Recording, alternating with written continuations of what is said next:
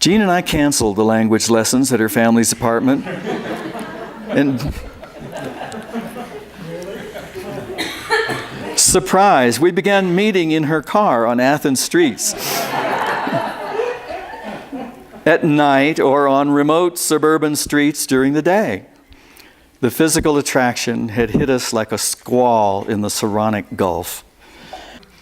Jean was totally 50s with her cashmere sweaters and scarves around her neck and stockings and a girdle. Parked on a quiet street, we almost went horizontal in the front seats of my VW, dodging the shift lever. It was an odd throwback to parking and necking with high school girlfriends in my mother's car back in Dallas, fearing discovery and rushing intimacy in the awkward spaces of a car. But this was in Athens with an engaged woman who, I thought, certainly must know what she was doing.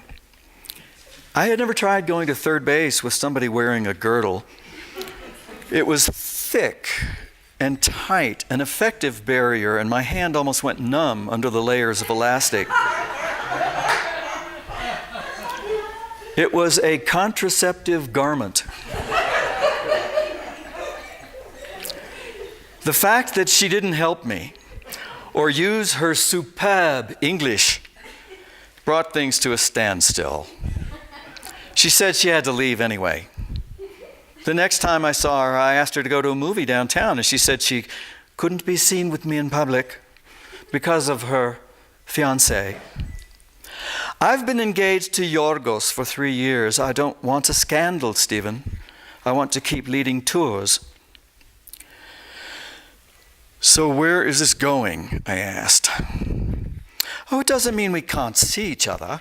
We can meet at various places, but no one must know. We were parked behind the Archaeological Museum, where many of Jean's tours started, on Bubulina Street. I'm only going to be here for 2 years, I told her. I don't want to spend what time I've got this way. But why only 2 years? Can't you have a career with your military here? Move up the ladder? No, I'm a draftee, Jean, and I'd never extend any time in the military. As soon as my enlistment is up, in 2 years, I'm out of here. She sighed, looked at me, looked out the window. What do you want then, Stephanie? I looked away. Even though I thought I had just told her, it wasn't that easy to answer. None of the girls I'd ever dated had ever asked me that. In fact, none of my friends had ever asked me that. I'd never asked a girlfriend that or asked myself what I wanted in a girl either. Faint bouzouki music drifted to us from the radio of a passing car. A woman pushed a baby stroller and herded 2 toddlers across the street ahead of us.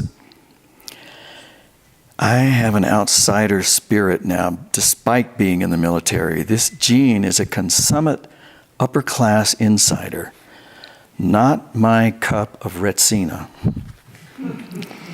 Jean, I want to be with someone who's free to be with me. I don't want to be told when and where I can see you, or I can or can't go to a movie with you. I thought of my girlfriend, Deborah. She was a dissident like me, and she was free to be with me, but she wasn't here. Suddenly, there was a wailing scream from across the street. Chills ripped up my spine into my neck. I jerked around and looked toward the sound. What the hell was that? Oh, it's just the police beating a suspect, said Jean offhandedly. That's the main police station there across the street. It's probably a communist.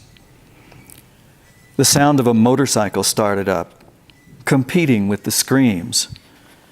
Doesn't this bother you? I asked Jean. Hearing somebody being tortured right beside the archaeological museum where you work? Stephen, one of the many things you don't know about Greece is what a threat the communists have been to us.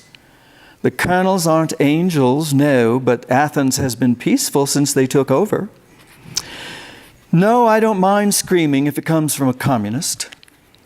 I prefer it to the screaming of innocents in a burning car or building. But how do you know who they're beating in there? Lots of cops are thugs. Don't you know that? And you're not clairvoyant, are you? I trust the police more than I do the dissidents, she said. Jean had a tour lined up. She got out. Goodbye then, Stephanie. Bye, Jean. This time it's for good. Wow. I sat there. I'm glad that happened. Don't want to spend another minute with her. The motorcycle across the street sputtered on.